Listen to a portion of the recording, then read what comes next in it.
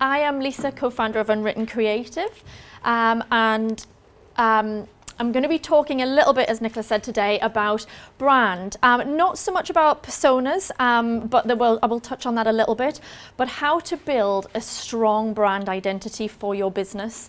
Who here has a logo in the business that they work with? Whose business has a logo that represents the business? Okay, whose business has a brand? Okay, and who thinks that the logo and the brand are the same thing, much of the same thing, similar type of thing? Well, that's good. That's a good start. So everybody's business is likely to have a logo, essentially the business name in some sort of visual form, but not necessarily a brand. And the importance of a brand over a logo is crucial now for growing your business and being established in what is a very busy market out there. So I'm going to talk to you a little bit today about the difference between a logo and a brand, and how to build a brand and a brand identity within your business, and then how to make sure that you identify those brand values with the people that are most likely to help your business grow, and that is your customers, essentially. So not everybody out there in the marketplace is the right fit for your business. Understanding your brand, your core values, your insight, and what makes your company you and unique, and how those elements of that company will resonate with the right people is the process that we go through to build a brand as such. So just to talk a little bit about what is a brand, and it's great that everybody kind of kept their hand down. There's a real understanding now about the difference between a logo and a brand, but it has to be more than just a logo. You can't just pop a logo out there now and presume that people are going to understand what it stands for, understand what it means, what the values are of that proposition. So it is more than a logo. It's also more than just a style guide. It's more than an advertising campaign. It's more than communications. It's more than just design. It is a mix of all of those things and more. So it's not an easy journey to make sure that your brand is well established, but it is a very rewarding journey once you go through it, and it really, really helps a business in terms of growth and where it wants to be positioned in the marketplace. So a brand is all of the things that we talk about in terms of experience. It's all of the things that you can't do on paper. It's an emotional feeling, a gut instinct, something that your customer feels when they hear a brand name. And we all do it. Consumers do it every single day in terms of the brands that we identify ourselves with. So where we shop in the supermarkets, what type of car we drive, what type of clothes we like. We all have brands that we aspire to have or own or be affiliated with in some way, and we all have brands that we potentially use but aren't as excited about. It's the feeling that you get that when you have that relationship with a brand, and the way that is built is through very, very careful consideration. It doesn't just happen overnight. It doesn't happen accidentally in the most amazing brands ever. It happens with very concise planning and thought and understanding about who that brand needs to communicate to and why. It's about the experience that your customer has with you every day, and that is your brand. It's taken the human and the emotive elements out of a person and portraying them through a series of different messages. We've talked today loads about content, and content is absolutely crucial now. So that's visual content, that's written content, that's everything that your business stands for being pushed out there in the marketplace to represent you as a whole and to make sure that your brand values are well perceived and understood with your customers. So a great brand, I mean, if you can try and think of a brand that you love, that you use day in, day out, that you've got a really good experience with, that if money was no object, you would buy from that brand continuously every day. Those things come from having a great relationship with that brand. So either a great service from them, the product is of great quality, it suits your needs perfectly, but that brand understands you as a whole, as a consumer, as a person, and they communicate to you in the way that you want to be communicated to, depending on the platform or the product. It's a feeling that you get when you hear that brand's name, and it sounds crazy, but when we're drinking Coca-Cola, for example, or we're drinking spring water, or we're drinking a favorite wine, it's the feeling that you get that conjures up when you're desperate for a glass of wine and it's the best wine that you can buy, or you know, it's that feeling that you get. It's something much more than just visual. It's the real relationship between the consumer and the brand. It's what customers say about you when you're not there. So how do people talk about you? How do they represent you? How do they become brand advocates and really spread the message to the world, their friends, their family, and everybody else? And are they saying the right things? And you can't tell everybody what to say, certainly if they don't work for you or they're not involved with your brand, but your customers are absolutely your biggest advocate. So if your customer has a great relationship with your brand, they will spread that without any need for anything else. They will just do it because it's what they enjoy. And it is now an essential way to differentiate yourself from your competitors. So if you have two companies or products that are doing exactly the same thing, and one doesn't spend any time communicating their brand values and what they stand for, and the other does, the customer's relationship will automatically build with that particular brand. So how do we do it? It's not an easy path. It's something that you have to work at. It's not something that happens overnight. It is a continual process that you have to go through. And it is a process that your entire team has to be involved in. It's no good one person representing one part of the company and somebody else on a completely different path saying completely different things. It's about getting everybody together and agreeing what you stand for as a business and then representing that as a whole to the outside market. It's built on core principles that never change. And that doesn't mean they can't evolve. It doesn't mean as the business grows or as the marketplace changes or the political landscape changes that you shouldn't evolve. But it's core principles that you live and breathe every day in that business, that you stand by from the beginning and that you represent to the market. It's a clear and coherent vision. It's about everybody understanding where you're going, where your business is going and what you stand for and what you're trying to achieve, and making sure that everybody who does represent you is clear on that path, understands the vision of the company and is explaining that clearly to the outside world. It's a true mission, so knowing and understanding where you're trying to go, what is the purpose, why are you in business today, and what is your brand trying to achieve?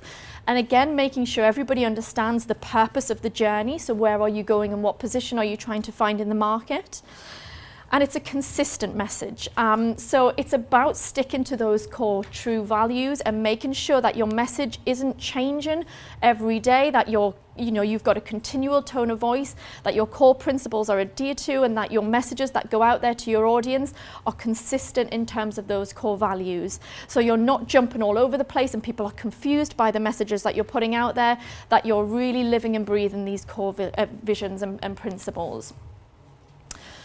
So how do you define a brand and how do you get to that place? Because it's all good and well understanding you've got to have these pillars, but it's not an easy thing, certainly for a business owner or for a marketing team to get to. And there's some things that you have to do along the way to try and understand those things. So trying to understand what you stand for, what is your brand all about, what are your real values here, and what is the vision of the company?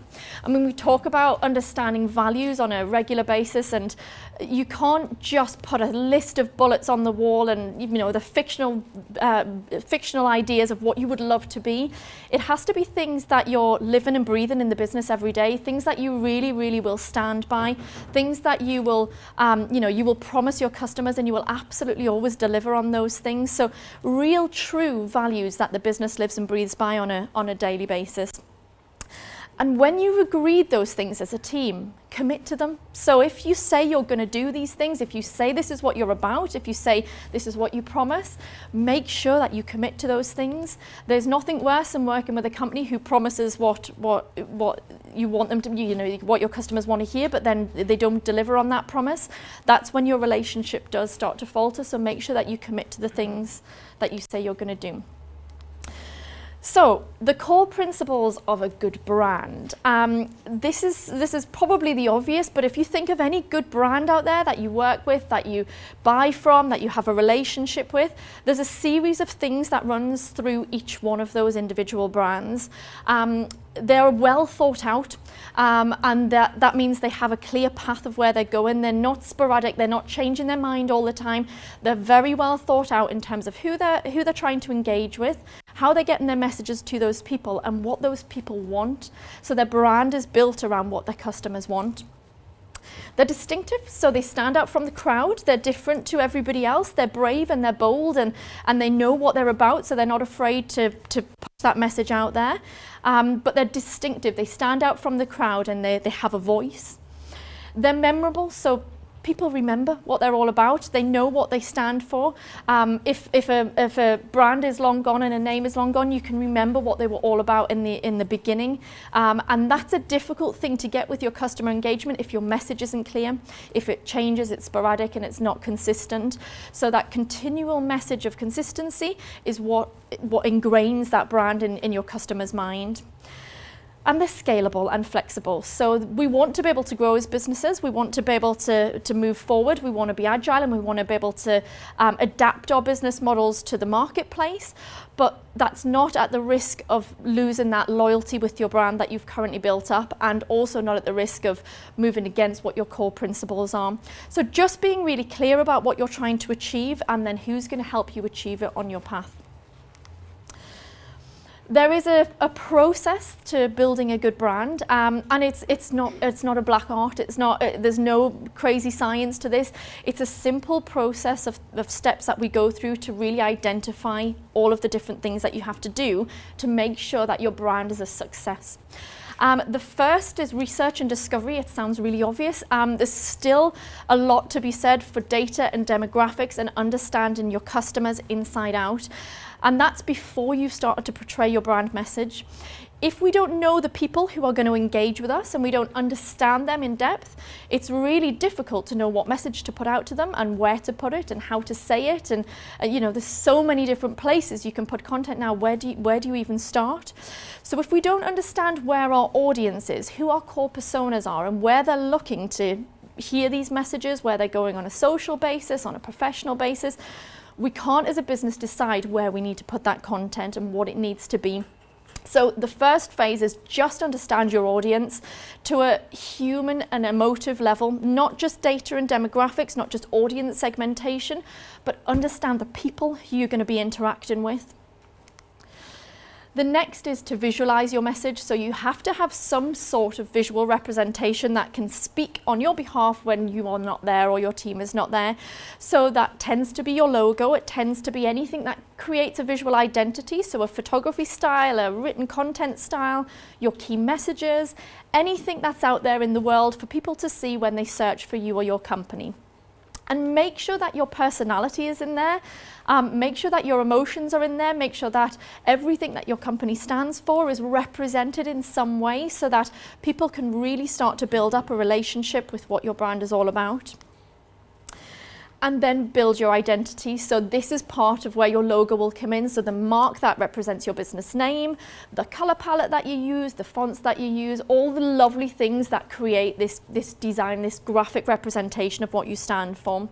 And this is a crucial part. You have to have this. You have to be able to portray that, and you have to be able to have certain things out there in the marketplace that your customers can have a relationship with.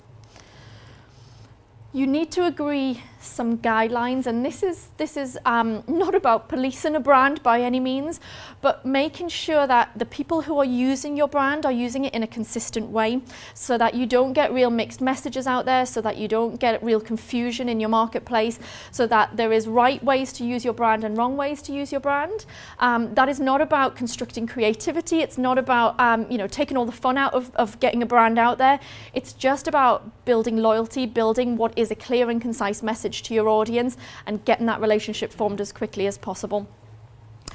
And then make sure it's consistent. So however you use your brand, and there will be ways that it does change depending on the medium, but make sure that the foundations of it are consistent, that your tone of voice is consistent, that your message is consistent, that who you're talking to is consistent, and that you're not changing from one day to the next. Communication is a huge part of how we have to grow our business now, and we've talked loads about written communication and photographic styles. it's absolutely imperative. You can't reach an audience without these tools now, but we have to understand what type of language we're trying to talk in. And that's again about understanding your customer.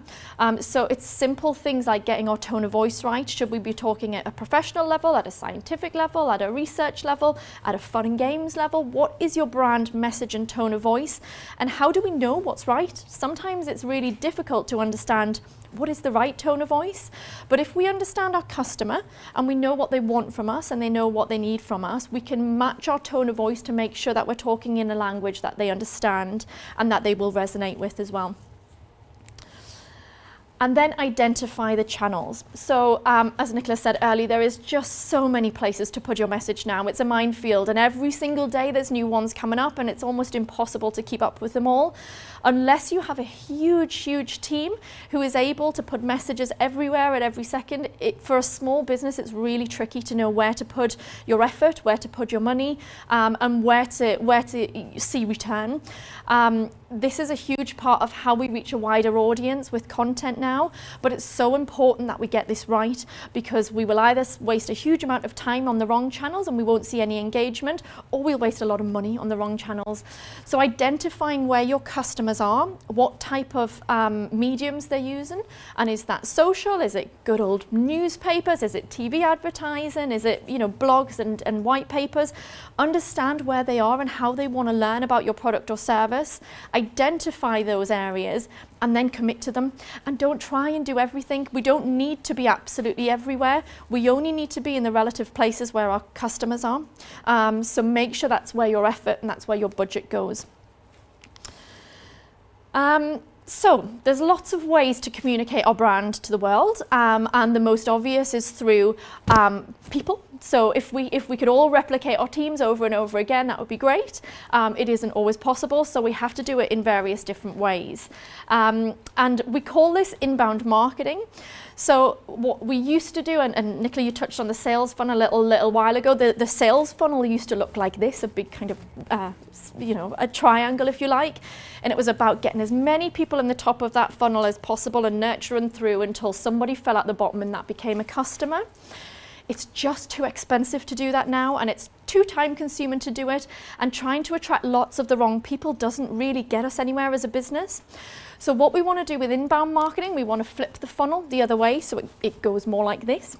We want all of the right people in the top of the funnel, so we don't want the wrong people, we don't want the wrong customers, the people who aren't going to buy or engage with us, but we want to keep them there. We don't want them dropping off anywhere. We want them to become advocates of the business. We want them to sell our business on our behalf to their friends, their family, their networks.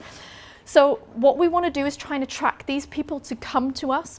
And that is through content, and that is through really good, engaging, well-written content. It's through excellent photography, it's through videography, it's through anything that we can do to get our message out to the world in a much bigger place than just people. And why does it matter? This is a really interesting and kind of terrifying stat. So by 2020, customers will manage 85% of their relationships without talking to a human.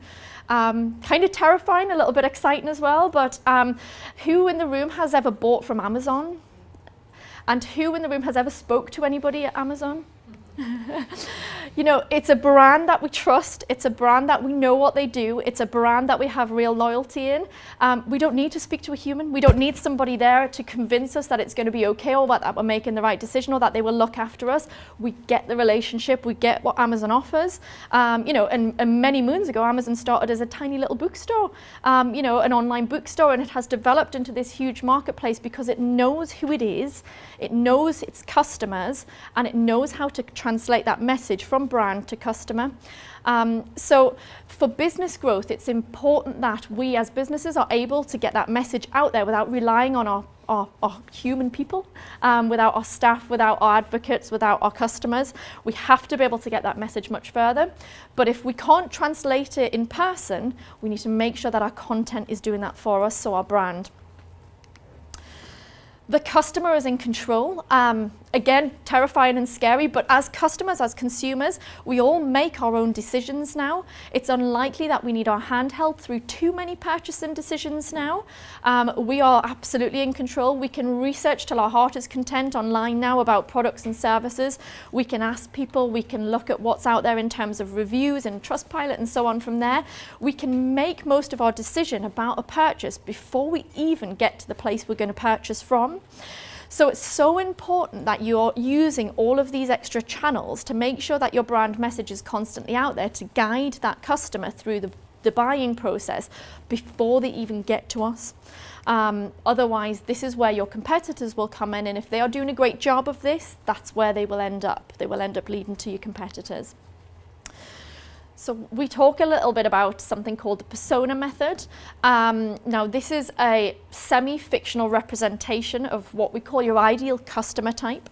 So this doesn't mean we're going to disengage with anybody, doesn't mean we're not going to talk to this part of the market, but it means as a business we're going to understand the people who really do engage with us, who understand our offer, who are loyal, who get the value that we bring to them, and are advocates of our business and will buy from us over and over and over again.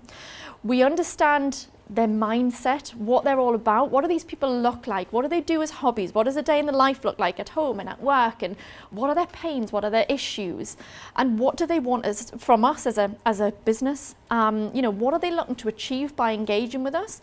Is it just quick delivery and great service? Is it an experience that we can create through our brand process? Is it, you know, is it just that they'll never be let down, and is it trust? If we don't understand those things, it's really difficult to be able to position your brand correctly. So it's about understanding exactly what our customers want from us so we can build a brand around what's going to fit them. And just to show you a quick slide, we may have segmented audiences, we may sell to a whole sector or a whole audience type, but there will be people within that audience type who are core customers, who are real customers in terms of value for the business, and there will be a much smaller pool than the audience. And if we can really understand each of those individual personas and we can market to them, we get a much bigger return on our marketing investment. So that's not that we're not talking to the rest of the audience, it is. They will still see our messaging, they will still see our generic adverts, they'll still see our marketing collateral and anything else that we put out there. But if we really understand the mindset of a series of core personas, we can be very, very specific about how we target them, where we target them, and how we talk to them as well. So this is just a little stat from HubSpot, who are great at talking about inbound marketing. And if anybody's interested in this side of things, give me a quick shout afterwards. But HubSpot is a really great resource to use as a business for trying to understand how to go about doing personas and inbound, the inbound methodology, how to go about following the steps to be much better with driving leads to your site. But this is an interesting fact that they talk about on a regular basis. B2B companies who have implemented best practice on becoming customer and buyer focused consistently outperform their competitors. And in a busy marketplace, it's so important that our brand is absolutely front of people's mind, so that we can really try and grow and retain those customers. So that's the quickest talk I think I've ever done on brand, ever. But I think I had about 15 minutes. I don't know what we're doing on time. But hopefully that gives you a little bit of insight into strategy around customer personas, inbound marketing as a whole, and then the importance of making sure that your brand is well positioned and ready to talk to them. Does anybody have any questions? Can I ask you? Of course, yeah. I've got a list of questions, as always, my head's about bounce.